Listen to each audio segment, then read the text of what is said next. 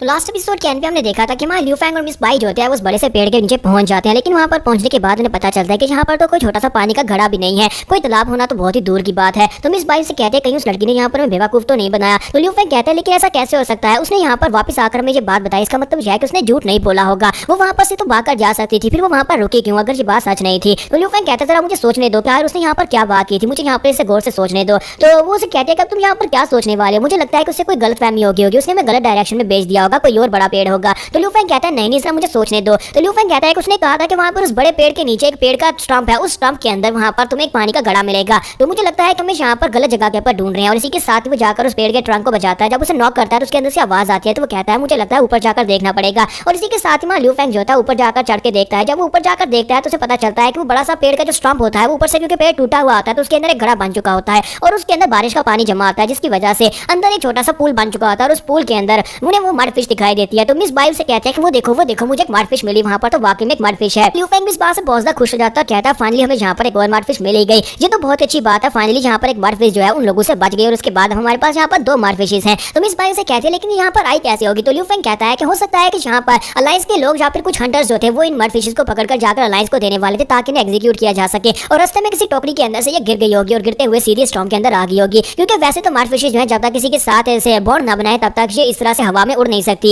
इसी वजह से यहाँ पर इस पानी के अंदर होगी। ये बेचारी कब से यहाँ पर अकेली होगी। तो मिस बाई जो होती है उसे लेकर काफी ज्यादा उदास होती है और कहती है कि बेचारी पिछले 2 साल से यहाँ पर अकेली रह रही होगी। और इसी के साथ ही ल्यू फैंग कहता है कि अब यहाँ पर से बिल्कुल परेशान होने की जरूरत नहीं है, हम लोग यहाँ पर आ चुके हैं ना, हम लोग यहाँ पर इसकी जान बचाएंगे। और साथ ही वो सोच रहा होता है कि अब जबकि वेसल जो है इन मड फिशेस यानी कि वेल के खिलाफ है, वेल को मारना चाहते हैं, उन्हें इस बात का डर है अगर वो एक वेल को मारना चाहते हैं तो इसका मतलब यह है कि अगर हमारे पास 2 वेल होगी तो हमारे जीतने के चांसेस बहुत ज्यादा बढ़ जाएंगे। और साथ ही वो सोच रहा होता है कि अभी ये 5 रैंक की मॉन्स्टर है, मेरे पास काफी सारी जगह है, मेरे पूल के अंदर बहुत सारी जगह है, मैं इसको बड़ी आसानी से वहाँ पर रख लूंगा। और वहाँ ल्यू फैंग वहीं पर अपनी पूल को एक्टिवेट करता है और उसके साथ वहाँ पर एक कॉर्नेट बनाने की कोशिश करता है, लेकिन इसी के साथ ही वो डर कर पीछे हट जाती है। तो ल्यू फैंग उसे कहता है कि छोटी कैटफिश में बिल्कुल परेशान होने की जरूरत नहीं है, मेरे साथ बॉन्डिंग बना लो, मेरी पूल के अंदर आ जाओ, अगर तुम मेरे साथ आ जाओगी तो मैं तुम्हें इस छोटे से पूल के अंदर से बाहर ले आऊंगा और तुम्हें जाकर दुनिया दिखाऊंगा, तुम पूरी दुनिया को देख सकते हो, साथ ही मेरे साथ जाकर मैं तुम्हें बहुत ज्यादा स्ट्रॉन्ग बना दूंगा, तुम इतनी स्ट्रॉन्ग बन जाओगी कि तुम यहाँ पर अकेले ही सभी लोग तुम्हारे सामने सर झुकाएंगे और तुम सभी को डरा सकती हो। लेकिन वो मड फिश जो होती है उसकी बातों से बिल्कुल भी समझ नहीं आ रही होती। तो मिस बाई उसे कहते हैं कि तुम यहाँ पर किस तरह से बातें गा रही हो, क्या तुम्हें वाकई में लगता है कि मड फिश हमारी बातों को समझ सकती है। तो ल्यू फैंग उसे कहता है कि हाँ मैं जानता हूँ, मैं पहले भी यहाँ पर मड फिश से इस तरह बात कर चुका हूँ। तो वो उसे कहता है कि मुझे पता है कि तुमने यहाँ पर अपने लोगों को मरते हुए देखा है, तुमने यहाँ पर अपनी बहुत सारी दोस्तों अपनी बहुत सारी फैमिली के लोगों को मरते हुए देखा, हम इंसानों के ऊपर तुम भरोसा नहीं कर सकती, लेकिन मेरे पर भरोसा करो, मैं उन इंसानों जैसा बिल्कुल भी नहीं हूँ, मैं यहाँ पर वेल्स को बचाना चाहता हूँ, देखो मेरे पास भी एक वेल है। उसी के साथ वो अपनी वेल को रिलीज करते हैं, जैसे वहाँ पर अपनी वेल को रिलीज करता है तो वो कहता है देखो मैंने इस वेल को कितना शानदार बना दिया, कल को तुम भी इसी की तरह स्ट्रॉन्ग बन जाओगे और इसी तरह बड़ी हो जाओगी। तो ये देखने के बाद वो वेल काफी ज्यादा एक्साइटेड होती है और इसी के साथ ल्यू फैंग उसे कहता है कि मैं तुम्हें एक बहुत ही कूल चीज दिखाता हूँ,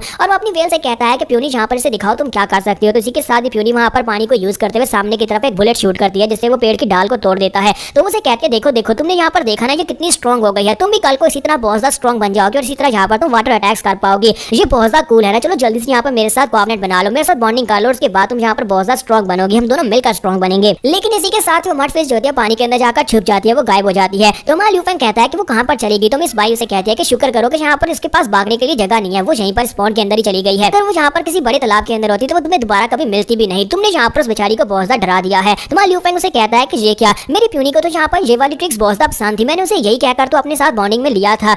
तो मिस बाई उसे कहती है कि मुझे लगता है कि तुम्हें यहाँ पर फिशेस के बारे में बिल्कुल भी नहीं पता, हर फिश के बारे में तुम्हें जानना चाहिए कि उनकी डिफरेंट पर्सनैलिटीज हो सकती है, उनके डिफरेंट कैरेक्टरिस्टिक्स हो सकते हैं। कि तुम्हारे पास जो वेल है वो एक मेल है और तुम्हें पता है कि मेल का क्या काम होता है, मेल ताकतवर होते हैं और उन्हें फाइटिंग बहुत ज्यादा पसंद होती है, इसी वजह से जब तुमने उसके साथ ये सारी बातें की तो वो तुम्हारे साथ फाइट कर तुम्हारे साथ बॉन्डिंग के लिए राजी हो गया। लेकिन उसके बाद अब हमें यहाँ पर जो फिश मिली है ये मड फिश लड़की है और मुझे लगता है कि इसे लड़कियों वाली बात करनी चाहिए, तुम्हें इसके सामने इस तरह की बात करनी चाहिए कि मैं तुम्हें बहुत सारे झींगे दूंगा, तुम बहुत सारे झींगे खाया करोगे, या फिर तुम्हें इस तरह की बात करनी चाहिए कि तुम इसके साथ अगर होगे तो तुम इसे रोजाना कोई फ्लावर्स दोगे, या फिर इसके पॉन्ड के अंदर जहाँ पर तुम इसे रखने वाले वहाँ पर बहुत सारे फ्लावर्स के साथ सजावट होगी। इसके साथ ही मिस बाई से कहती है कि अगर तुम यहाँ पर मेरे साथ बॉन्डिंग करती हो तो मैं तुम्हारे तालाब के अंदर बहुत सारे फ्लावर्स लगवा दूंगी, वहाँ पर एक बहुत ही प्यारा सा गार्डन होगा जिसके अंदर बहुत सारे वाटर लिलीज होंगे जिनकी खुशबू बहुत ज्यादा प्यारी होगी। तो ये बातें सुनने के बाद वो मड फिश जो होती है बहुत ज्यादा खुश हो जाती है। मिस बाई उसे कहते हैं कि मैंने सही सोचा था, ये तो वाकई में एक लड़की है, क्योंकि इसे फ्लावर पसंद है तो इसका मतलब यह है कि ये एक लड़की ही हो सकती है। और इसी के साथ ही उसे कहती है कि मैं यहाँ पर इसके बारे में जो जानती हूँ मैं तुम्हें वो बताती हूँ, क्योंकि लड़कियों के बारे में मुझे तुमसे ज्यादा अच्छे तरीके से पता है। कहती है कि तुम यहाँ पर मेरे साथ बॉन्डिंग बनाती हो तो फिर मैं तुम्हें यहाँ पर बहुत ही सजा संवार कर बहुत सा खूबसूरत बनाऊंगी, जितनी तुम खूबसूरत हो इससे भी ज्यादा खूबसूरत हो जाओगी। तो ये बात सुनते ही वहाँ पर वो मर्डफिश जो होती है अपने रिंग को ओपन करती है। तो मिस बाई उसे कहती है लो इसने अपनी रिंग को ओपन कर लिया, हमारा काम हो गया। तुम्हारा ल्यू फैंग कहता है ये क्या, यहाँ पर इतनी आसानी के साथ ये कैसे मान गई, इसने अपना माइंड चेंज कर लिया और तुम्हारे साथ ये बॉन्डिंग बनाने के लिए तैयार है। तो मिस बाई उसे कहती है अब जल्दी करो, इससे पहले कि वो अपना माइंड चेंज कर ले, तुम्हें जल्दी से जल्दी इसके साथ बॉन्डिंग कर लेनी चाहिए। तुम्हारा ल्यू फैंग अपना हाथ आगे बढ़ाता है और अपनी रिंग को ओपन करता है, लेकिन इसी के साथ ही मर्डफिश जो होती है उसके मुंह पर वाटर कैनन से अटैक कर देती है और कहती है कि नहीं तुम्हारे साथ मुझे बॉन्डिंग नहीं बनानी। तुम्हारे ल्यू फैंग को वो रिजेक्ट कर देती है और साथ ही वो मिस बाई की तरफ इशारा करती है। तुम्हारा ल्यू फैंग कहता है कि ये क्या, मुझे लगता है कि ये तुम्हारे साथ बॉन्डिंग करना चाहती है और यहाँ पर मेरे बीच नहीं बनना चाहती। तो मिस बाई कहते हैं क्या यहाँ पर ये मेरे साथ बॉन्डिंग करना चाहती है, लेकिन मुझे मर्डफिशेस के बारे में कुछ भी नहीं पता, मैं इसे कैसे रेज करूंगी। तुम्हारा ल्यू फैंग उसे कहता है कि तुम्हें यहाँ पर इसके बारे में कुछ भी जानने की जरूरत नहीं है, तुम्हें बस इसे यहाँ पर अपने पास सेफ रखना है। तुम्हें ये तो पता ही है कि मैं यहाँ पर वेल को इवॉल्व करवा सकता हूँ और मैं यहाँ पर इसको वेल में इवॉल्व करवा दूंगा। मिस बाई उसे कहते हैं क्या तुम इसके साथ फोर्स बॉन्डिंग नहीं कर सकते। तुम्हारा ल्यू फैंग उसे कहता है कि नहीं, अगर मैं इसके साथ फोर्स बॉन्डिंग करूंगा तो फिर मेरे लिए कल को इसको इवॉल्व करवाना बहुत ज्यादा मुश्किल हो जाएगा, क्योंकि कल को ये मेरे ऑर्डर्स को फॉलो नहीं करेगी और जो भी मैं इसे कहूंगा ये नहीं करेगी, तो फिर इवॉल्व कैसे होगी।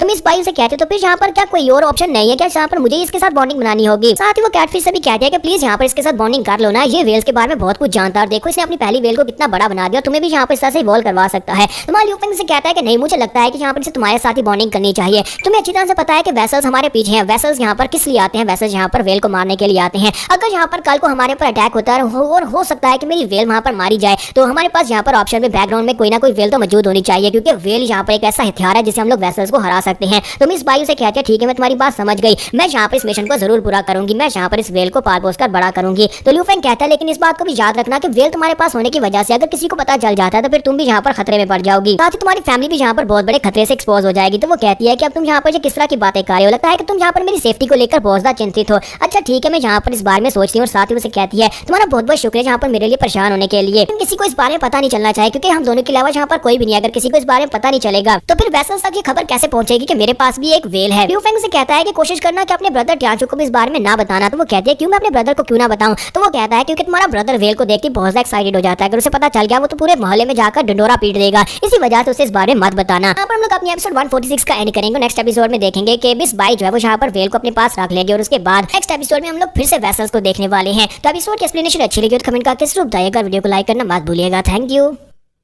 तो गाइस कैसे हैं आप सब लोग, बीस्ट टेम्पलर के एपिसोड 147 के साथ हाजिर हूं। तो लास्ट एपिसोड के एंड पे हमने देखा था कि वहां ल्यू फैंग उसे कहता है कि तुम इस मड फिश के साथ यहाँ पर बॉन्डिंग कर लो और साथ ही अपने ब्रदर को भी इस बारे में मत बताना, क्योंकि वो तो यहाँ पर मड फिशेस का दीवाना है और वो तो यहाँ पर पूरे शहर में जाकर ढिंडोरा पीट देगा। तो मिस बाई उसे कहती है अच्छा ठीक है मैं अपने ब्रदर को भी इस बारे में नहीं बताऊंगी। साथ ही उसे कहती है ठीक है ये सीक्रेट हम दोनों के दरमियान भी रहने वाला है कि हम दोनों यहाँ पर अकेले आए थे और अकेले आकर हम लोगों ने एक मड फिश को पकड़ लिया। तो ल्यू फैंग सोच रहा था कि पता नहीं यहाँ पर क्या सोच रही है, मुझे लगता है कि फिर से यहाँ पर किसी डेट के बारे में सोच रही है। इसी के साथ ही उसे कहती है कि ठरकी कहीं के तुम यहाँ पर मेरी तरफ से इस तरह घूरता क्यों देख रहे हो, क्या मैंने यहाँ पर कुछ गलत कह दिया या फिर तुम्हें यहाँ पर मेरे बारे में कुछ और सोचते हो या फिर तुम मेरे बारे में कुछ और सोच रहे हो। ल्यू फैंग उसे थैंक यू बोलता है, साथ ही वहाँ पर शर्मा रहा था। तो फिर साथ ही उसे कहते हैं कि अब यहाँ पर बातें करना बंद करो और इसी के साथ ही वो आगे बढ़ती है, अपनी रिंग को ओपन करती है और इस फिश को अपने साथ बॉन्डिंग में ले लेती है और साथ ही इस फिश को उठाती है और कहती है तो फाइनली अब यहाँ पर मेरे पास भी एक मड फिश आ गई। एक बार से नेक्स्ट सीन जो होता है हमें घर का दिखाया जाता है जहाँ पर यंग मास्टर बाई जो होता है वो बेहोश पड़ा होता है, पीकर वो टल्ली हो चुका था और वो बेहोश पड़ा था और इसी के साथ ही उसके सामने मिस बाई और यंग मास्टर ल्यू दोनों वहाँ पर खड़े होते हैं। तो मिस बाई कहते हैं कि मेरा ब्रदर अभी तक सो रहा है। तो ल्यू फैंग कहता है कि हाँ वो अभी तक सो रहा है। फिर साथ ही मिस बाई उसे कहते हैं कि इससे पहले कि वो यहाँ पर उठे क्यों ना हम लोग यहाँ पर दोबारा से एक बार हक कर ले और साथ ही किस कर लें।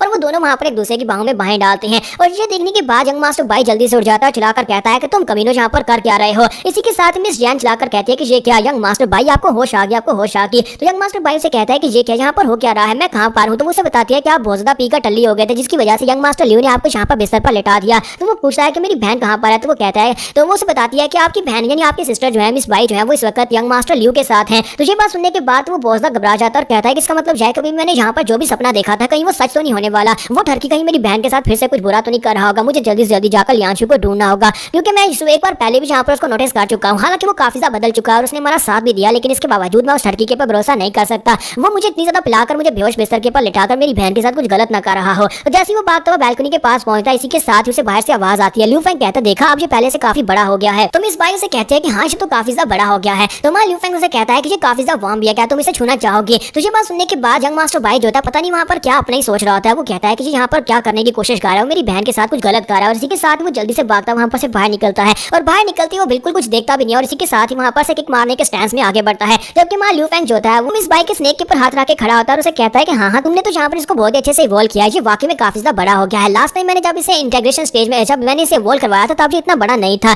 और इसी के साथ मिस बाई पीछे की तरफ घूमते और कहते हैं कि ब्रदर तुम यहाँ पर क्या कर रहे हो। तुम्हारा ल्यू फैंग पीछे की तरफ घूमता और उससे कहता है कि टियांशु ये देखो तुम जहाँ फाइनली यहाँ पर होश में आ ही गए, लेकिन जैसे वो पीछे घूमता है इसी के साथ उसके मुंह पर किक पड़ती है और वहाँ पर बैम होती है। और उसके बाद यंग मास्टर बाई उसे कहता है कि प्लीज मुझे माफ करना, थोड़ी देर पहले जो कुछ भी हुआ था। तो वहाँ लियू फेंग उसे कहता है कि नहीं, मैं तुम्हें इसके लिए तो बिल्कुल भी माफ नहीं करूंगा। इसका मतलब यह है कि तुम अभी मेरे पर भरोसा नहीं करते हो, तुम्हें लगा कि मैं तुम्हारी बहन के साथ कुछ गलत कर रहा हूँ, इसी वजह से तुम मुझे मारने के लिए आए थे। मास्टर बाई उसे कहता है अच्छा ठीक है, मुझे माफ मत करना, ठीक है हम लोग यहाँ से जा रहे हैं। फिर साथ उसे कहता है कि वेल को भी मेरे लिए बाय बोल देना, क्या तुम उसे बाहर निकाल सकते हो। तो इसी के साथ ही वो वेल को बाहर निकालता है। तो यंग मास्टर बाई आकर उसके ऊपर हाथ रखता है और उसे कहता है तो फिर ठीक है, अब तुम यहाँ पर रुको, मैं कुछ दिनों बाद फिर से तुमसे मिलने के लिए आऊंगा। फिर तुम इस वक्त इस दुनिया की आखिरी वेल हो, तो फिर मुझे तुम्ही से मिलने के लिए आना पड़ेगा। जबकि यंग मिस बाई हंसते हुए लियू फेंग से कहते हैं कि इस बेवकूफ को लगता है ये दुनिया की आखिरी वेल है। और इसी के साथ ही वो उसे बाय बोलता है और जाकर अपने अपने हक के ऊपर बैठ जाता है और उन दोनों को बाय बोलकर वहां पर से जाने लगता है। जबकि इसी के साथ ही यंग मिस बाई जो होती है वो वेल से कहती है लगता है कि तुम भी यहाँ पर इस वक्त उस गर्ल कैटफिश के बारे में सोच रहे होगे, क्योंकि वो बहुत ज्यादा अकेली है, लेकिन तुम्हें परेशान होने की जरूरत नहीं है, मैं तुमसे मिलने के लिए यहाँ पर आती रहूंगी और तुम भी उस लड़की से मिल सकते हो, यानी उस लड़की कैटफिश से मिल सकते हो। ये बात सुनने के बाद लियू फेंग की जो वेल होती है वहाँ पर शर्माना शुरू कर देती है, जैसे कि उसे यहाँ पर पहले से उस कैटफिश के साथ प्यार हो गया हो। तो मिस बाई से कहती है कि लेकिन जब मैं यहाँ पर आऊंगी तब तुम्हें यहाँ पर मुझे बहुत अच्छे से वेलकम करना होगा, लेकिन अपने मास्टर को मनाओ कि मुझे यहाँ पर आने की इजाजत दे। तो लियू फेंग कहता है कि यहाँ पर क्या हो रहा है, तुम लोग यहाँ पर आपस में सेटिंग किए जा रहे हो, जबकि ये मेरा बीच और मुझसे इजाजत तो ले लो। बाई उसे कहती है कि अगर तुम चाहो तो तुम मेरी फिश से मिलने के लिए आ सकते हो, यानी कि वो तुम्हारी गर्लफ्रेंड बन सकती है अगर तुम उससे मिलने के लिए हमारे बाई फैमिली में आओगे। कैटफिश जो है वहाँ पर उसके साथ हाथ मिलाकर डील कर लेती है कि ठीक है मैं तुमसे मिलने के लिए आऊंगी। तो लियू फेंग वहाँ पर सोच रहा था कि इन दोनों में आपस में सेटिंग हो गई है।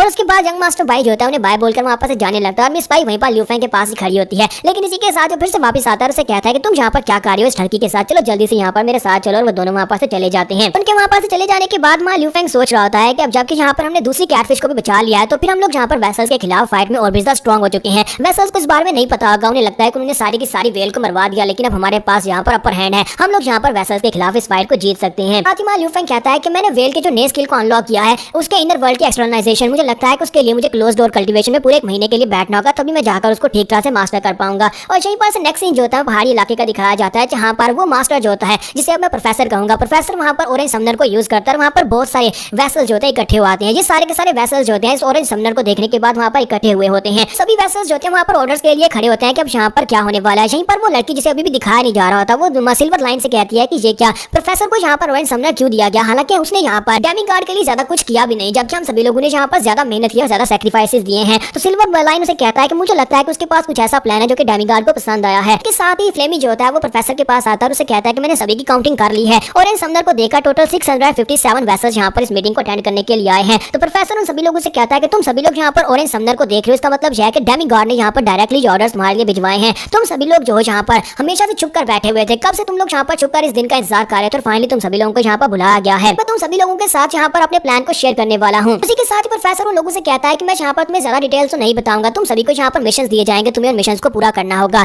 मेरे यहाँ पर तुम सभी के सामने ऑरेंज समनर को लेकर आने का मकसद ये है कि मैं तुम्हें ये बताना चाहता हूँ कि डेमीगार्ड बहुत ही जल्दी वापस आने वाले हैं। और ये बात सुनने के बाद वो सभी लोगों को झटका लगता है। वो कहते हैं क्या वाकई में डेमीगार्ड वापस आ रहे हैं। तो प्रोफेसर उनसे कहता है कि हाँ यहाँ पर वो वापस आने वाले हैं, लेकिन उनके यहाँ पर आने से पहले हमें यहाँ पर कुछ मिशन को पूरा करना होगा, हम सभी को यहाँ पर मिलकर काम करना होगा, तभी हम लोग यहाँ पर डेमीगार्ड के वापस आने के लिए रास्ता खोल सकेंगे। तो वो सभी लोग इस बात से बहुत ज्यादा खुश होते हैं। ये कहता है कि मैं तो यहाँ पर ये सोच रहा था कि मैं यहाँ पर मेरे मरने के बाद ही डेमीगार्ड यहाँ पर वापस आएंगे, लेकिन ये तो खुशी की बात है कि मेरे मरने से पहले वो यहाँ पर आ जाएंगे, फाइनली वो दिन आने वाला है। सभी लोग बहुत ज्यादा खुश होते हैं। जबकि इसी के साथ उनमें से एक फैमिली जो होती है वो कहती है प्लीज हमें माफ करना, हम लोग यहाँ पर बीच में बोलना तो नहीं चाहते, लेकिन हम लोग इस फाइट का हिस्सा नहीं बनेंगे। सभी लोग उनकी तरफ घूर कर देखते हैं कि अब ये लोग बीच में क्या कहना चाहते हैं। इसी के साथ प्रोफेसर कहते हैं तुम यहाँ पर अपनी बात रख सकते हो। तो वहाँ पर उस फैमिली का जो हेड होता है, जो मुखिया होता है, वो कहता है कि प्लीज माफ करना, हमारी फैमिली कितने अरसे से यहाँ पर इंसानों के बीच में रह रही है और हमने इंसानों के बीच में रहना सीख लिया है, हम लोग यहाँ पर तुम्हारी वेसल्स की और इंसानों की फाइट का हिस्सा नहीं बनना चाहते। फ्लेमी से कहता है कि तुम यहाँ पर क्या कह रहे हो, तुम यहाँ पर डेमीगार्ड को तो मानते हो, लेकिन डेमीगार्ड के वापस आने के लिए तुम किसी मिशन को पूरा नहीं करना चाहते और कोई बलिदान नहीं देना चाहते,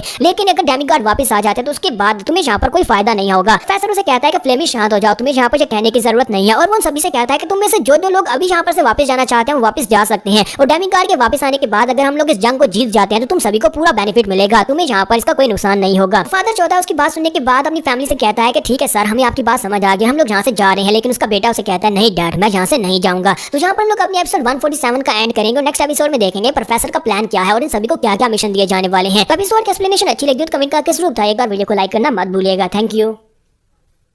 तो गाइस कैसे हैं आप सब लोग 20 टेम्परर के एपिसोड 148 के साथ हाजिर हो। तो लास्ट एपिसोड के एंड पे हमने देखा था कि जहां पर सभी वेसल्स को बुलाया गया होता है ऑरेंज समंदर की मदद से वो सभी लोग वहां पर प्रेजेंट होते हैं और इसी के साथ ही वो उनसे कहते हैं कि तुम सभी को यहाँ पर मिशन दिए जाएंगे। जब प्रोफेसर उन सभी से कहते हैं तो वहाँ पर एक फैमिली के फादर जो होते हैं वो कहते हैं कि हम लोग इस में हिस्सा नहीं लेना चाहते, हम लोग जहाँ से जाना चाहते हैं। लेकिन उसका बेटा जो होता है वहाँ पर कहता है कि नहीं, मैं तुम लोगों के साथ नहीं जाने वाला। तो ये बात सुनने के बाद उसके डैड उसे कहते हैं प्लीज यहाँ पर शांत हो जाओ, तुम क्या बात कर रहे हो। और साथ ही वो उनसे कहते हैं कि यहाँ पर मेरे बेटे को माफ करिएगा, मेरा बेटा भी नादान है। लेकिन उसका बेटा उसे कहता है कि मैं यहाँ से नहीं जाना चाहता। और उसकी मॉम भी उसे कहती है जान बेटा ये तुम क्या कर रहे हो, क्या तुम यहाँ पर अपने डैड की बात को समझ नहीं पा रहे। तो जान उनसे कहता है कि तुम दोनों यहाँ पर सॉलिट्यूड में रह सकते हो, तुम दोनों यहाँ पर इंसानों के बीच में छुपकर रह सकते हो, लेकिन मैं यहाँ पर ऐसे बिल्कुल भी नहीं रहने वाला। क्या तुम्हें पता भी है कि यहाँ पर मैं किस तरह से अपनी जिंदगी गुजार रहा हूँ, किस तरह से घुट घुट कर मैं जी रहा हूँ। हम लोग जो है वो इंसानों से बहुत अलग है, हम लोग मॉन्स्टर्स के साथ बॉन्डिंग नहीं कर सकते। अगर हम मॉन्स्टर्स के साथ बॉन्डिंग नहीं कर सकते तो वो इंसान जो है हमें कम मांगते हैं। अगर हम लोग यहाँ पर अपनी एबिलिटीज को यूज करें तो फिर वो हमें वेसल्स कहते हैं, यानी कि फिर वो हमारे दुश्मन बन जाते हैं। हालांकि हम लोग इंसानों से बहुत ज्यादा पावरफुल है, बिना मॉन्स्टर्स को यूज किए तभी हम लोग बहुत ज्यादा पावरफुल है, लेकिन इसके बावजूद हम लोग इंसानों के सामने अपनी फुल पावर्स को यूज नहीं कर सकते, छुपकर अपनी जिंदगी गुजार रहे हैं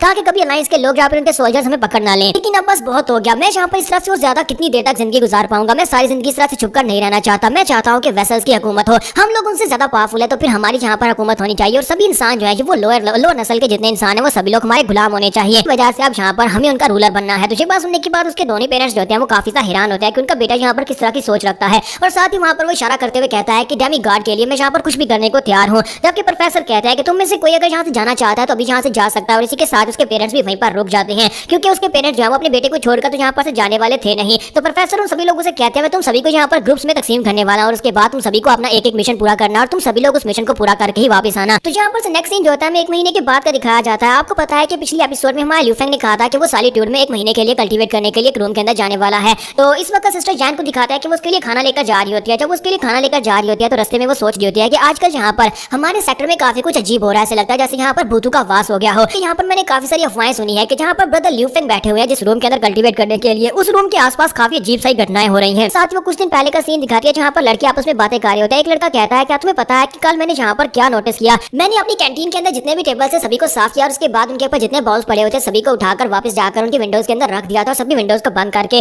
कमरे को बंद करके बाहर आ गया था। लेकिन जब मैं थोड़ी देर के बाद वापस वहां पर गया तो सभी टेबल्स के ऊपर सभी बॉल्स पड़े हुए थे और सभी के सभी विंडोज भी ओपन थी। क्या तुम्हें नहीं लगता कि यहाँ पर ये किसी भूत का काम हो सकता है, क्योंकि इतनी जल्दी से कोई यहाँ पर कैसे क्या कर सकता है, क्योंकि मैं तो भी वहां पर से घूमकर फिर वापस ही आया था। और इसी के साथ दूसरा लड़का उसे कहता है कि मुझे भी यहाँ पर कुछ अजीब महसूस हुआ था। कल यहाँ पर मेन हॉल के अंदर मैंने देखा कि वहाँ पर लाइट सारी बुझी हुई थी। जब वहाँ पर सारी की सारी लाइट्स बुझी हुई थी थोड़ी देर के बाद वहाँ पर अपने आप सारी की सारी लाइट्स जलना शुरू हो गई। मैंने वहाँ पर सभी लाइट्स को बुझा दिया लेकिन वो फिर से अपने आप जल गई। तो इसका मतलब यह है कि वहाँ पर कोई ना कोई तो था लेकिन मुझे वहाँ पर कोई दिखाई भी नहीं दिया। दोनों यहाँ पर एक दूसरे को बताकर काफी ज्यादा घबरा रहे होते हैं और कहते हैं कि ये तो बड़ी हैरानी वाली बात है कि यहाँ पर लगता है कोई ना कोई गोश्त जरूर है। और ब्रदर ज़ेंग भी उन लोगों से बताता है कि मेरे साथ भी यहाँ पर कुछ अजीब हुआ है। और ब्रदर ज़ेंग उन लोगों से कहता है कि कल मैंने फेयर हाउस के ऊपर सेकंड फ्लोर के ऊपर मैंने किसी को देखा था, मुझे वहाँ पर एक साज दिखाई दिया था, मुझे लगता है कि वो कोई गोश्त हो सकता है। तो सभी लोग जब यहाँ पर गोश्त की बातें कर रहे होते हैं तो सिस्टर जैन जो होती है उनकी बातें सुनने के बाद काफी ज्यादा घबरा रही होती है। तो सीन प्रेजेंट में आता है तो वो खाने की ट्रे अपने हाथ में लेकर आगे की तरफ बढ़ रही होती है जहाँ पर ब्रदर लियो होता है। तो जैसे वहाँ पर पहुंचती है उसी वक्त उसे लगता है कि वो जल्दी से जल्दी खाना रखकर वापस चली जाएगी, लेकिन उसका पाँव टकरा जाता है और इसी के साथ उसके हाथ से ट्रे छूट जाती है।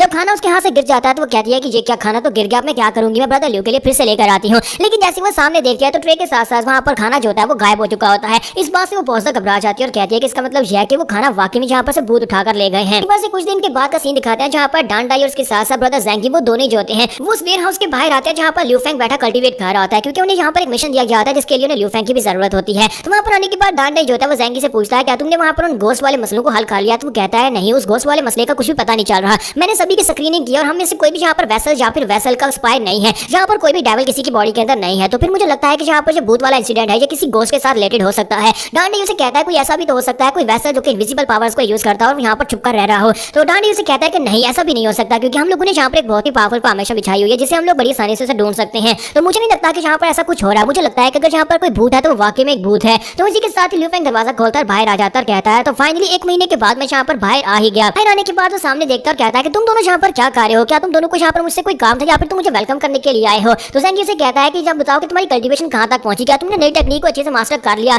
हम लोग यहाँ पर तुम्हें लेने के लिए आए हैं क्योंकि हमें एक नया मिशन दिया गया है। ल्यूफेंग कहता है कि अच्छा ठीक है, मैं तुम्हें यहाँ पर अपनी टेक्निक दिखाता हूँ। जैसे मैंने टेक्निक दिखाने लगता है डांडी उसे कहता है कि नहीं अभी नहीं, अभी यहाँ पर मैं टेक्निक की जरूरत नहीं है, बल्कि तुम्हें हमारे साथ चलो, इस वक्त एक बहुत ही जरूरी मिशन है क्योंकि तुम पूरे एक महीने के लिए कल्टीवेट करने के लिए बैठे हुए थे, इसलिए तुम्हें यहाँ पर रीसेंट इवेंट्स के बारे में कुछ भी नहीं पता। साथ ही वो ल्यूफेंग को अपने साथ लेते हैं और वो लोग अलायंस के ही भेजे हुए उनके पास तो जिपर फ्लाइंग होते हैं, उनके ऊपर बैठकर जिपर फ्लाइंग मॉन्स्टर्स के ऊपर बैठकर वहां पर से निकल पड़ते हैं। तो रास्ते में वो सारी बात बताते हैं। डांडी उसे कहता है कि हम लोग इस वक्त एक फार्म की तरफ जा रहे हैं। हमारा काम यहाँ पर जाकर उस फार्म को प्रोटेक्ट करना है, क्योंकि वेसल्स फुल फोर्स के साथ हमारे पर अटैक करने वाले हैं। अब वो छुपे हुए नहीं रहे, बल्कि वो सभी फार्म्स के ऊपर अटैक कर रहे हैं। जेंगी उसे कहता है कि हमारा काम यहाँ पर सिर्फ इतना है कि हमें जाकर उनको रोकना होगा, ताकि वो हमारी फसल को बर्बाद ना कर सके। लियू फेंग कहता है कि इसका मतलब यह है कि वो वेल के पीछे नहीं है। तो जेंगी उसे कहता है कि फिलहाल के लिए तो वेल के पीछे बिल्कुल भी नहीं है, क्योंकि उन लोगों ने अपनी स्ट्रेटेजी को बदल लिया है। वैसे इस वक्त जितने प्रोडक्शन प्लांट है जो कि अलायंस इस वक्त संभाल रही है, उन सभी के ऊपर अटैक कर रहे हैं। इसी वजह से, क्योंकि अलायंस के लोग इतने ज्यादा नहीं है, इसी वजह से उन्होंने बाकी के सभी सेक्टर से भी मदद मांगी है, जिसकी वजह से यहाँ पर हमें मिशन की सूरत में ये मिशन दिए गए हैं, जहाँ पर हमें उनकी मदद करनी होगी। हमें जाकर उन प्रोडक्शन प्लांट्स के ऊपर जाकर सभी की सभी सब्जियों, जितने भी वहाँ पर इंग्रेडिएंट्स हैं, सभी को बचाना होगा। और इसी के साथ ही वो लोग एक प्रोडक्शन प्लांट के ऊपर पहुंच जाते हैं, जहाँ पर फसल लगी होती है और काफी अच्छी फसल हो रही होती है। तो वो लोग कहते हैं कि हमारा काम यहाँ पर स्टार स्कैटर फ्रूट की इस फसल को बचाना है, क्योंकि बहुत ही जल्दी इस फसल को यहाँ पर से हम लोग हार्वेस्ट करने वाले हैं, यानी कि अलायंस के लोग हार्वेस्ट करने वाले हैं। और जब इसे सेफ जगह के ऊपर पहुंचा दिया जाएगा, तब यहाँ पर इसको प्रोटेक्शन की जरूरत नहीं रहेगी। लेकिन फिलहाल के लिए इसको प्रोटेक्शन की जरूरत है, क्योंकि अगर अभी यहाँ पर आकर वो लोग इसको बर्बाद कर देते हैं, तो फिर अगले साल तक हमें यहाँ पर इस फसल के लिए रुकना पड़ेगा, क्योंकि ये फसल जो है वो साल के बाद यहाँ पर बड़ी होने वाली है। तो वो लोग वहीं पर नीचे उतराते हैं, और नीचे उतरने के बाद जेंगी उनसे कहता है कि मुझे लगता है कि यहाँ पर हमें कुछ फ्रूट्स को उठा लेना चाहिए, क्योंकि यहाँ पर अलायंस ने यहाँ पर सभी के सभी फ्रूट्स को गिना तो नहीं होगा, क्योंकि ये हाई लेवल के इंग्रेडिएंट्स है और जो मार्केट में काफी महंगे बिकने वाले हैं। जबकि डांडे उसे कहता है बेवकूफ कहेंगे, तुम्हें पता है कि ब्लैक मार्केट में इनकी कीमत इतनी ज्यादा हाई क्यों होती है? वो इसलिए हाई होती है क्योंकि अलायंस के लोग जो है इसको खुद प्रोड्यूस करते हैं। अगर अलायंस के लोग इसे खुद प्रोड्यूस करते हैं, तो जो लोग इसे चोरी करके बेचते हैं वही लोग इसे ब्लैक में महंगा बेचते हैं। अगर यहाँ पर अलायंस के लोग यहाँ पर इसको खुद बेचेंगे, तो इसका रेट काफी ज्यादा कम होने वाला है। तो तुम्हें यहाँ पर से चोरी करने का कोई फायदा ही नहीं है। क्योंकि लियू फेंग उसे कहता है कि ये बात तो वाकई में सच है कि अलायंस के लोग यहाँ पर जितने प्रोडक्शन प्लांट्स हैं सभी के इंग्रेडिएंट्स को मोनोपोलाइज करते हैं, ताकि वो मार्केट को अच्छी तरह से संभाल कर रख सके। क्योंकि अगर यहाँ पर बाकी के सभी लोग खुद से अपनी प्रोडक्शन करना शुरू कर देंगे, तो फिर अलायंस के साथ कौन देगा और अलायंस के ऑर्डर्स को कौन फॉलो करेगा? ब्रदर किन फेंग और उसके साथ साथ ब्रदर जेंग भी आ जाते हैं। वो लोग भी यहाँ पर इनकी टीम का हिस्सा है और यहाँ पर इस फसल को बचाने के लिए इनका साथ देने वाले हैं। और यहाँ पर कौन से वेसल्स आएंगे, उनके पास कौन कौन सी पावर्स होने वाली हैं, वो हम लोग नेक्स्ट एपिसोड में देखेंगे। तो एपिसोड की एक्सप्लेनेशन अच्छी लगी तो कमेंट करके जरूर बताइएगा। वीडियो को लाइक करना मत भूलिएगा। Thank you. तो लास्ट एपिसोड के एंड पे हमने देखा था कि लिंगजाओ क्लैन के लोग जो होते हैं वो एक मिशन के ऊपर निकल चुके होते हैं, और उस मिशन के ऊपर उन्हें जाकर प्रोडक्शन प्लांट की हिफाजत करनी होती है, ताकि वहां पर आकर वैसल उस फसल को तबाह न कर सके। और जेंगी और किन फेंग भी वहां पर पहुंच जाते हैं। उन सभी के वहां पर आने के बाद एक अलायंस का सोल्जर उनके पास आता है और उसे कहता है, तो आप सभी लोग यहाँ पर लिंगजाओ क्लैन से आए हैं, आप सभी का बहुत बहुत शुक्रिया जो आप सभी लोग यहाँ पर अपने बिजी टाइम में से टाइम निकालकर हम सभी की मदद करने के लिए आए हैं। जेंगी से कहता है कि ऑफिसर आप तो वाकई में बहुत ज्यादा अच्छे हैं। जबकि वो बंदा उसे कहता है कि मैं कोई ऑफिसर नहीं हूँ, मैं तो बस यहाँ पर इस जगह का मैनेजर हूँ, तुम सभी लोग यहाँ पर मुझे मैनेजर जाओ कह सकते हैं। और साथ ही उनसे कहता है कि हम सभी लोगों को यहाँ पर एक नोटिफिकेशन मिला था कि बहुत ही वेसल्स जो है वो आसपास के प्लांट्स के ऊपर अटैक करने वाले हैं, क्योंकि वो पहले भी यहाँ पर प्लांट्स के ऊपर अटैक कर चुके हैं। रिसेंटली उन लोगों ने यहाँ पर एक नई स्ट्रेटजी को यूज किया है कि वो प्लांट्स के ऊपर अटैक कर रहे हैं, जहाँ पर वो फसलों को बर्बाद कर रहे हैं। इसी वजह से इससे पहले कि वो लोग आकर हमारी फसल को बर्बाद करें, हमें अपनी फसल को बचाना होगा, ताकि हार्वेस्टिंग से पहले तक उसको बचा कर रखा जा सके। वो किसी वक्त भी यहाँ पर आकर अटैक कर सकते हैं। तो डांडी से कहता है कि मिस्टर जाओ आपको बिल्कुल परेशान होने की जरूरत नहीं है, हमें बस आसपास के एरिया को स्कैन करवा दे कि ये फसल कितनी बड़ी है और कितने एरिया को हमें प्रोटेक्ट करना है, और उसके बाद हम लोग यहाँ पर अपना काम शुरू कर देंगे। और इसी के साथ ही शाम के वक्त का सीन दिखाते हैं। शाम के वक्त लोग जो होते हैं वो एक टीले के ऊपर जाकर खड़े होते हैं। वहाँ पर खड़े होकर डांडी कहता है कि यहाँ पर से हम लोग पूरे एरिया को स्कैन कर सकते हैं, लेकिन फिर भी यहाँ पर ज्यादा बेहतर रहेगा कि हम लोग यहाँ पर 3 टीम्स में स्प्लिट हो जाते हैं। हम लोग 3 टीम्स बनाते हैं, यहाँ पर आसपास के एरिया को स्कैन करके आते हैं, यानी कि आसपास के एरिया में गश्त लगाकर आते हैं। ऐसे ये लोग वहाँ पर टीम में बढ़कर आगे की तरफ बढ़ना स्टार्ट करते हैं। इसी के साथ ही वही फैमिली जो होती है, यानी वेसल्स की फैमिली उनके सामने अपीयर होती है। वेसल्स की इसी फैमिली को यहाँ पर मिशन दिया गया होता है। तो जेंगी कहता है कि यहाँ पर तो 3 लोग हैं, इन तीनों को देखकर लगता है कि ये लोग एक ही फैमिली से हैं, लेकिन क्या ये वेसल्स है? तो डांडी उसे कहता है कि जो भी यहाँ पर प्रोडक्शन प्लांट के अंदर बिना इजाजत के आएगा उसे वेसल समझकर उसके ऊपर अटैक किया जाएगा। तो वो कहता है कि जो भी यहाँ पर आगे बढ़ने की कोशिश करे उसके ऊपर अटैक कर देना। जबकि ऑफिसर यानी कि मास्टर जाओ जो होता है ऊपर से चिल्लाकर कहता है, तो कौन हो, अगर तुम्हारे पास यहाँ पर लाइंस की तरफ से कोई भी इजाजतनामा नहीं है तो तुम लोग अंदर इंटर नहीं हो सकते, और अगर तुम लोग यहाँ पर बिना इजाजत के इंटर हो गए तो हम तुम्हें वैसा समझकर तुम्हारे पर अटैक करने वाले हैं। जबकि हमारा लियू फेंग कहता है कि ये सभी लोग कुछ ज्यादा कंस्पिशियस लग रहे हैं। तो ये लोग बाकी में वैसल हैं, तो फिर मुझे लगता है कि ये लोग पूरी तरह से तैयारी करके आए होंगे, क्योंकि ये लोग ओपनली यहाँ पर हमारे सामने खड़े हैं और यहाँ पर मैनेजर भी ने देख सकता है। इसका मतलब यह है कि ये लोग पूरी तैयारी से यहाँ पर आए होंगे। या तो ये लोग बहुत ज्यादा एरोगेंट है, या फिर ये लोग बहुत ज्यादा स्ट्रॉन्ग है, और इसी के साथ ही वो तीनों वहाँ पर से अलग अलग होकर फसल के अंदर फैल जाते हैं। तो जेंग कहता है कि हम लोग क्या करें, ये तीनों तो यहाँ पर से अलग अलग हो गए, कि लोगों के पास इनका कोई अपना प्लान है। तो ब्रदर डांडे जो होता है उनसे कहता है कि जेंजी और जेंग जाओ, तुम दोनों जो हो वो जाओ जाकर उस बच्चे से डील करो। फेंग मेंग लियो तुम जाओ जाकर उस बड़े वाले बंदे से डील करो। जबकि वो दूसरे लड़के किन्स यहाँ से कहता है और कहता है कि मैं और हम दोनों जाकर उस औरत से डील करेंगे। और इसी के साथ वो लोग अपनी अपनी टीम में बढ़ जाते हैं। तो वो लड़का शान जो होता है कुछ ज्यादा एरोगेंट होता है, तो वो कहता है कि चाहे यहाँ पर कोई भी मुझे रोकने की कोशिश करेगा, मैं यहाँ पर बिल्कुल भी नहीं रुकने वाला। तो उस लड़के शान के पास जो एबिलिटी होती है वो विंड टाइप होती है। तो वो कहता है कि स्टॉर्म के देवता यानी कि थोर मुझे यहाँ पर पावर दो, ताकि मैं यहाँ पर सभी फसलों को बर्बाद कर दूं। इसके साथ वहाँ पर सामने विंड थ्रेशर को यूज करते हुए सामने की तरफ से काफी बड़ी हिस्से में फसलों को डिस्ट्रॉय कर देता है। तो ब्रदर जेंग और ब्रदर जेंगी दोनों वहाँ पर बात पे आगे बढ़ते और कहता है कि उसने अपनी टेक्निक को रिलीज किया। उसकी टेक्निक कौन सी है? उसने वहाँ पर सिर्फ हाथ के इशारे से फसल को बर्बाद कर दिया। तो जेंगी उसे कहता है कि मुझे लगता है कि विंड टाइप की एबिलिटी को यूज कर सकता है, और मैं तो यहाँ पर विंड टाइप की एबिलिटी के खिलाफ सबसे ज्यादा कमजोर हूँ।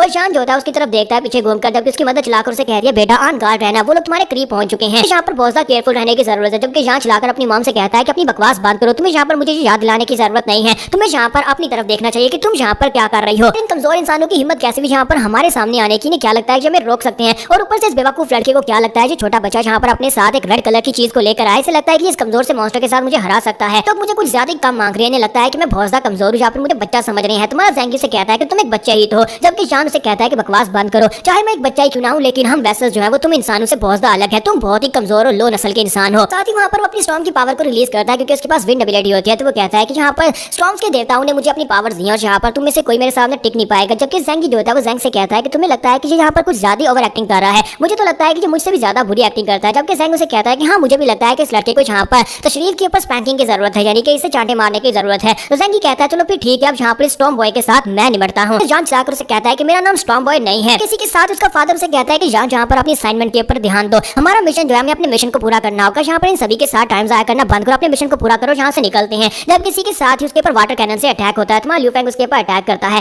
तो उसके फिश को वहाँ पर देखने के बाद वो बंदा काफी ज्यादा हैरान होता है और कहता है कि ये क्या, ये तो एक बहुत ही बड़ी मछली है, मैंने आज से पहले ऐसी मछली कभी नहीं देखी। जबकि हमारा ल्यू फेंग भी काफी हैरान होता है कि इसके एक वैसल है लेकिन इसे वेल के बारे में नहीं पता, ये तो बड़ी हैरानी की बात है। तो हमारा ल्यू फेंग उससे पूछता है कि चलो जल्दी से बताओ कि तुम्हारे पास क्या है और तुम किस तरह फाइट करने वाले हो। लेकिन इसी के साथ ही वो बंदा जो होता है उसकी बात को इग्नोर करते हुए आगे की तरफ भागना शुरू कर देता है और अपनी वाइफ से कहता है कि माय डियर, यहाँ पर इनके मॉन्स्टर्स काफी ज्यादा स्ट्रॉन्ग है, हमें जल्दी से जल्दी अपने मिशन को पूरा करके यहाँ से निकलना होगा। तो उसकी वाइफ से कहती है हाँ ठीक है, मैं भी यहाँ पर अपने मिशन को पूरा करने पर ही ध्यान दे रही हूँ। और उसके पास भी विंड टाइप की एबिलिटी होती है, तो वो वहाँ पर विंड टाइप की एबिलिटी को यूज करते हुए फसल को बर्बाद कर रही होती है। दूसरी तरफ उसका बेटा जो होता है वो भी विंड टाइप की एबिलिटी को यूज करते हुए उन लोगों के पीछे लगा होता है। तो हमारा लामार जो होता है आगे आगे भाग रहा होता है, वो अपनी एबिलिटी को यूज करते हुए उसका पीछा कर रहा होता है। और जान इस बात से काफी ज्यादा एक्साइटेड हो जाता है, उसे लगता है कि वो बड़ी आसानी से यहाँ पर इनको हरा सकता है। तो वो कहता है कि थोड़ी देर पहले तुम लोग यहाँ पर मेरे सामने लंबी लंबी छोड़ रहे थे, लेकिन अब देखो यहाँ पर तुम लोग मेरे सामने किस तरह से दुम दमाकर भाग रहे हो, तुम इंसान हो ही इस लायक कि यहाँ पर हम वेसल्स के आगे भागने के लायक हो। और इसी के साथ ही वो अपनी पावर्स को रिलीज करते हुए अपने हाथ के साथ आगे बढ़ता है, जैसे वो लामार को पकड़ने लगता है। इसी के साथ उसकी मॉम चिल्लाकर उसे कहती है कि जान पीछे रहो, उनके पर अटैक मत करो।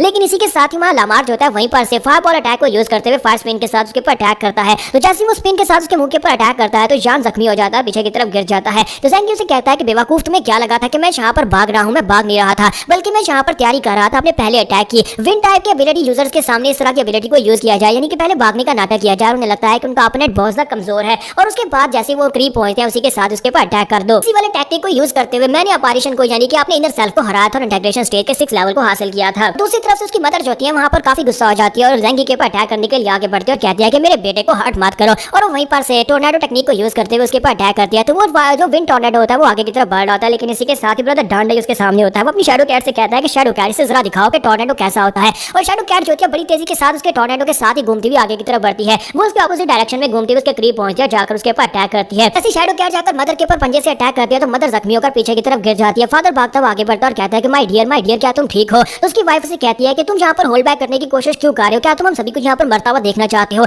हमें पता है कि तुम कितने स्ट्रॉन्ग हो, जल्दी से अपनी पावर्स को यूज करो और हमें यहाँ पर से निकालो। उसी के साथ ही फादर उसे कहता है कि हाँ मुझे लगता है कि मुझे अपनी पावर्स को यूज करना पड़ेगा। और साथ ही फादर जो होता है वहाँ पर अपनी पावर्स को रिलीज करता है और एक जबरदस्त रोल लगाते हुए जंप करता है। वो जंप करते हुए जैसे जाकर ब्रदर डांडाई के पास लैंड करता है तो ब्रदर डांडाई और उसकी कैट दोनों उठकर पीछे की तरफ गिर जाते हैं। तो वहाँ पर उसके अटैक के बाद दिखाता है कि ग्राउंड के ऊपर एक बड़े से 3 उंगलियों के एक पंजे का निशान होता है, क्योंकि इसके पास जो पावर है वो एक बड़े से डायनासोर की पावर है, जैसे कि टी-रेक्स की पावर है, क्योंकि इसके पास 20 टाइप की पावर है। उसकी वाइफ से कहती है कि जाओ जाकर जान को बचाओ, मैं जहाँ पर अपना ध्यान रख सकती हूँ। इसी के साथ ही वो अपनी वाइफ को उठाकर बड़ी तेजी के साथ आगे बढ़ता है और ऊपर की तरफ जंप करता है। फिर से वहाँ पर 20 फरी को यूज करते हुए वो ज़ेंगी के ऊपर भी अटैक करता है और ज़ेंगी जो होता है वो ज़ेंगी और लामार दोनों उसके अटैक के नीचे होते हैं। लेकिन इसी के साथ ही हमारा ल्यू फेंग जो होता है वो अपनी फिश को आगे भेजता है ताकि फिश जाकर उसको ब्लॉक कर सके और फिश उस फादर की किक के बिल्कुल सामने आकर खड़ी हो जाती है और वहाँ पर एक जबरदस्त धमाका होता है। तो यहाँ पर हम लोग अपने एपिसोड 149 का एंड करेंगे। नेक्स्ट एपिसोड में देखेंगे क्या ये लोग यहाँ पर टी-रेक्स फादर को हरा पाएंगे या नहीं। इस वक्त एक्सप्लेनेशन अच्छी लगी तो कमेंट करके जरूर बताइएगा, वीडियो को लाइक करना मत भूलिएगा। Thank you.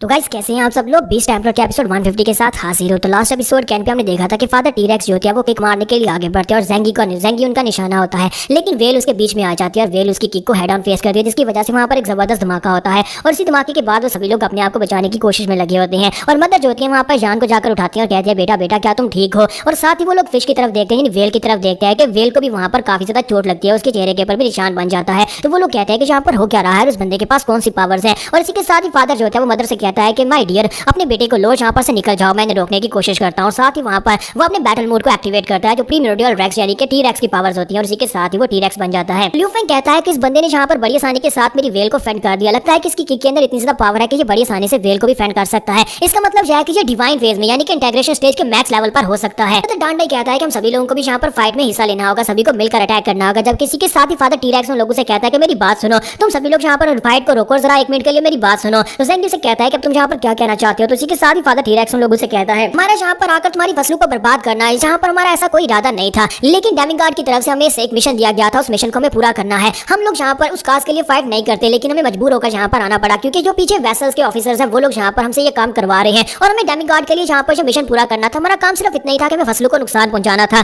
तो हम लोग यहाँ पर और ज्यादा फाइट नहीं करना चाहते, ना यहाँ पर अपनी जान गंवाना चाहते हैं। तो क्या तुम लोग यहाँ पर हमारे लिए एक काम करोगे, क्या तुम हमारे पर एक एहसान करोगे? हमने तुम्हारी फसल को जितना नुकसान पहुंचाना था उतना पहुंचा दिया, वापस जाकर हम लोग कम से कम उनको बता सकते हैं कि हमने अपने मिशन को पूरा किया है और हम लोग यहाँ पर अपनी जान बचा लेंगे। तो क्या तुम लोग यहाँ पर हमें जाने दे सकते हो? वैसे भी आप लोगों का अभी तक यहाँ पर ज्यादा नुकसान तो हुआ नहीं। इसके साथ उसका बेटा जान जो होता है वो चिल्लाकर उसे कहता है कि डैड डैड आप यहाँ पर क्या कर रहे हैं, कहीं पागल तो नहीं हो गए? जबकि उसकी मदर उसे रोकने की कोशिश करती है। तो डांडे उसे कहता है कि तुम्हारे बेटे को देखकर तो नहीं लगता कि उसे यहाँ पर मजबूर किया गया है ये काम करने के लिए। मुझे तो लगता है कि वो यहाँ पर इस फसलों को तबाह करके काफी ज्यादा एंजॉय कर रहा है, यानी कि उसे मजा आ रहा है। इसी के साथ ही जान चिल्लाकर अपने डैड से कहता है कि डैड मुझे अच्छी तरह से पता है कि आप यहाँ पर इन सभी को आसानी से हरा सकते हैं, क्योंकि आपकी पावर्स काफी ज्यादा है और आप इन सभी लोगों से ज्यादा स्ट्रॉन्ग हैं। आप यहाँ पर एक डरपोक मत बने, आपको अच्छी तरह से पता है कि ये डेमिगार्ड के लिए है। तो उसके फादर उसे कहते हैं कि प्लीज शांत हो जाओ, और साथ ही उन लोगों से कहते हैं प्लीज मेरे बेटे को माफ करना, ये कुछ ज्यादा एग्रेसिव है। साथ ही उन लोगों से कहता है कि जरा एक बार फिर से यहाँ पर सोचकर देखो कि यहाँ पर हमारी वाकई में फाइट होती है, मैं फुल पावर को यूज करता हूँ तो तुम्हारी फसलों को इससे ज्यादा नुकसान पहुंचेगा, और हो सकता है कि हम लोग यहाँ पर से जिंदा बचकर निकल जाएं, लेकिन तुम्हारे लोग भी मरेंगे और साथ ही तुम्हारी फसलें बर्बाद हो जाएंगी। इसलिए मुझे लगता है कि हम दोनों को यहाँ पर रुक जाना चाहिए, तुम्हें हमें यहाँ पर से जाने देना चाहिए। हमारा मिशन पूरा हो गया, हम लोग यहाँ पर सिंडिकेट को जाकर जवाब दे सकते हैं। इसके साथ ही मैनेजर जाओ उन लोगों से कहता है कि हम लोग यहाँ पर फसलों की और ज्यादा डिस्ट्रक्शन को फेस नहीं कर सकते, क्योंकि अगर और ज्यादा डिस्ट्रक्शन हुई तो फिर हमारे पास यहाँ पर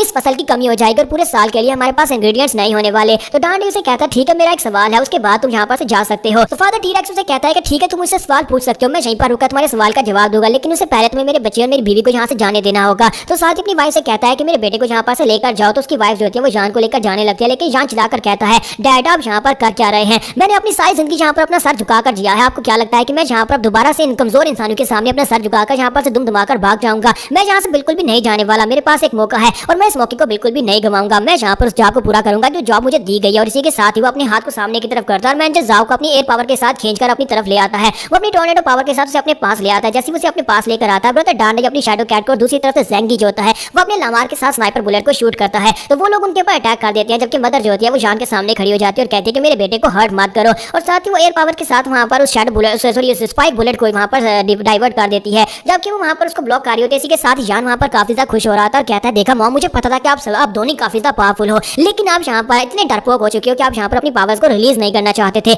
मेरी वजह से आपको यहाँ पर एक पुश मिला है और हम लोग यहाँ पर इन सभी इंसानों को मार कर दिखाएंगे कि वेसल्स कितने स्ट्रॉन्ग हैं। और साथ ही वहाँ पर मैनेजर जाओ को मारने की कोशिश करता है। जैसे वो मैनेजर जाओ को मारने लगता है, इसी के साथ उसके हाथ के साथ कुछ टकराता है और उसका हाथ जख्मी हो जाता है। और इस बात से वो भी काफी हैरान होता है और कहता है कि यहाँ पर क्या हुआ। उसके सामने वही ब्लैक बबल होता है। ये ब्लैक बबल जो होता है ये हमारे लिू फेंग की वो टेक्निक है जो कि वेल के इनर वर्ल्ड की एक्सटर्नलाइजेशन है। उस बबल के अंदर से वहाँ पर से वाटर कैनन शूट होती है जो कि उसकी मदर के पास से गुजरती है और साथ ही वो जाकर जान के चेहरे पर लगती है। जैसे वो जान के चेहरे पर शूट होती है तो जान बेचारे के कुछ दांत भी टूट जाते हैं और वहीं पर नीचे गिर जाता है। ये देखकर ज़ेंगी कहता है कि यहाँ पर हो क्या रहा है। और किन फेंग और दूसरी तरफ से डांडाई वो लोग भी काफी हैरान होते हैं। तुम्हारा लिू फेंग उनसे कहता है कि ये मेरी टेक्निक है तो तुम लोग इस वक्त देख रहे हो। तो वो साथ ही फादर टी-रेक्स से कहता है कि मुझे लगता है कि तुम्हारा बेटा अगर इस उम्र में इतना ज्यादा रुतलेस है तो बड़ा होने के बाद डेमिगॉड के ऑर्डर्स को फॉलो करते हुए ये कितना ज्यादा जालिम बनेगा और हमारे कितने ज्यादा इंसानों को मारेगा। इसलिए मुझे लगता है कि हमारी फाइट तो यहाँ पर होनी तय है। तो उसका बेटा जैसे वहाँ पर नीचे गिरता है उसकी माँ भागती उसके पास जाती है, उस बेचारे के दांत भी टूट चुके होते हैं और बुरी तरह जख्मी होता है। तुम्हारा लिू फेंग उनसे कहता है कि अब यहाँ पर से तुम्हें किसी को भी नहीं जाने दूंगा क्योंकि तुम्हें एक मौका दिया था। और साथ ही वो मदर के ऊपर अटैक करता है। जब वो मदर के ऊपर अटैक करता है तो अपने एक बॉल के अंदर से एनर्जी को एक बॉल के अंदर से पानी को फेंकता है, वो दूसरे बॉल से बाहर निकलती है। ज़ेंगी कहता है कि यहाँ पर किसी किस्म की टेलीपोर्टेशन टेक्निक को यूज किया जा रहा है, यहाँ पर हो क्या रहा है।